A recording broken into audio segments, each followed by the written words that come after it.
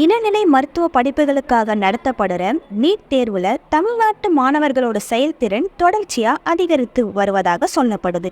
இந்த வருஷம் நடைபெற்ற நீட் தேர்வுல முன்னாடி இல்லாத அளவுக்கு மாணவர்களின் மதிப்பெண்கள் உயர்ந்திருக்கு. நீட் தேர்வுல விலக்கு வேணும்னு ஒரு பக்கம் தமிழ்நாடு அரசு சட்ட போராட்டம் நடத்திட்டு இருந்தாலுமே, இன்னொரு பக்கம் அரசு பள்ளி மாணவர்களோட செயல்திறனும் கடந்த 4 ஆண்டுகளாக தொடர்ச்சியா அதிகரிச்சுட்டு தான் இருக்கு.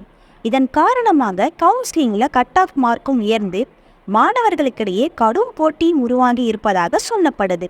தமிழ்நாட்டு மாணவர்களின் மருத்துவ மாணவர் சேர்க்கை சொல்வது என்ன, மருத்துவ மாணவர் சேர்க்கையில் அரசு பள்ளி மாணவர்கள் சேர்க்கையில் புள்ளி விவரம் என்ன, இதெல்லாம் தான் சன்லைட் எஜுகேஷன் வேர்ல்டில் இன்னைக்கு நம்ம பார்க்க போகிறோம். தமிழ்நாட்டில் இளநிலை மருத்துவ படிப்புகளில் சேர 43,063 பேர் விண்ணப்பித்து இருந்தாங்க.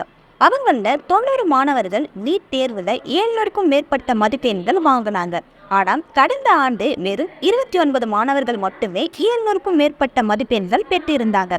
அதே போல 600 இருந்து 697 மதிப்பெண்கள் கடந்த ஆண்டு 1508 மாணவர்கள் பெற்ற நிலையில் நடப்பாண்டு 4639 மாணவர்களாக அதிகரித்தது. இதை தவிர 500 இருந்து 600 மதிப்பெண்கள் 8446 மாணவர்கள் பெற்றிருக்காங்க.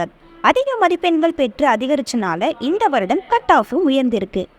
மருத்துவ கவுன்சிலிங்க்கு தகுதி பெற்ற பல மாணவர்கள் ஒன்றுக்கும் மேற்பட்ட முறை நீட் தேர்வை எழுதியவர்களாகவும் அவர்களே அதிக மதிப்பெண்கள் பெற்றதாகவும் மருத்துவ கல்வி இயக்குநரகம் தெரிவிச்சிருக்காங்க. தமிழ்நாட்டில் இளநிலை மருத்துவ படிப்புகள் சேர அரசு பள்ளி மாணவர்களுக்கு 7.5% இடஒதுக்கீட்டு வழங்கப்பட்டு இருக்கு. அரசு மருத்துவ கல்லூரிகளில் சேருவதற்கு 2021ஆம் ஆண்டு பிற்படுத்தப்பட்டோர் கட் ஆஃப் 263 மதிப்பெண்களாக இருந்துச்சு.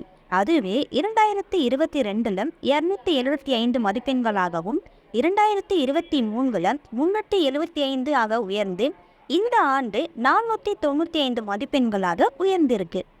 அதே போல எம்பிசி மாணவர்களுக்கு 2021ஆம் ஆண்டு 274 மதிப்பெண்களாகவும் 2022ல் 295 ஆகவும் 2023ல் 385 ஆகவும் இந்த வருடம் 521 மதிப்பெண்களாக உயர்ந்திருக்கு.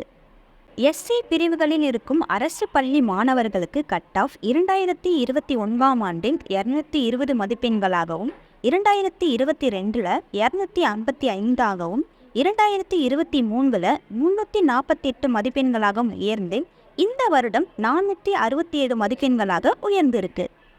இதில் அருந்ததியர் பிரிவினருக்காக இருக்கும் கட் ஆஃப் அரசு பள்ளி மாணவர்களுக்கு இந்த ஆண்டு 487 மதிப்பெண்களாக அதிகரித்து எஸ்சி பிரிவு மாணவர்களுக்கு 20 மதிப்பெண்கள் கூடுதலாக இருக்கு. அதே போல இஸ்லாமியர் எஸ்டி பிரிவினர்களுக்கும் அரசு பள்ளி மாணவர்களுக்கும் கட் ஆஃப் மதிப்பெண்கள் உயர்ந்திருக்கு. 2020-21ஆம் ஆண்டு மொத்தமுள்ள 5567 மருத்துவ படிப்பு இடங்கள்ல 435 பேர் அரசு பள்ளி மாணவர்கள். ஆனால் இந்த வருடம் எம்பிபிஎஸ் படிப்புகளில் 496 பேரும் பிடிஎஸ் படிப்புகளில் 126 பேரும் என 622 இடங்கள் அரசு பள்ளி மாணவர்களுக்கு ஒதுக்கப்பட்டு இருக்கு. நீட் தேர்வுகளில் மாணவர்களின் மதிப்பெண்கள் தொடர்ச்சியாக உயர்ந்து வரத்துக்கு முக்கிய காரணமாக ஒன்று சொல்கிறாங்க.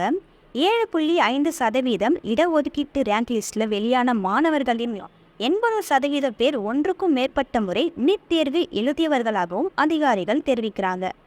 இந்த இடஒதுக்கீட்டில் முதல் 10 ரேங்க் எடுத்த மாணவர்கள் அனைவருமே ஒன்றுக்கும் மேற்பட்ட முறை நீட் தேர்வு எழுதியவர்களாகவும் அதிகாரிகள் தெரிவிக்கிறாங்க.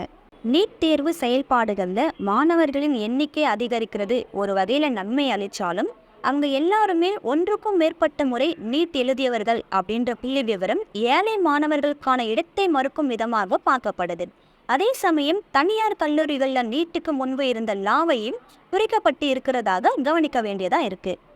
ஆனால் மொத்தத்தில் மருத்துவ மாணவர் சேர்க்கையில் எல்லா பிரிவுகளும் எண்ணிக்கை கூடி இருக்கிறதாகவும் போட்டிகள் அதிகமாக இருக்கிறதாகவும் கவனிக்கப்பட வேண்டியதாக இருக்குது.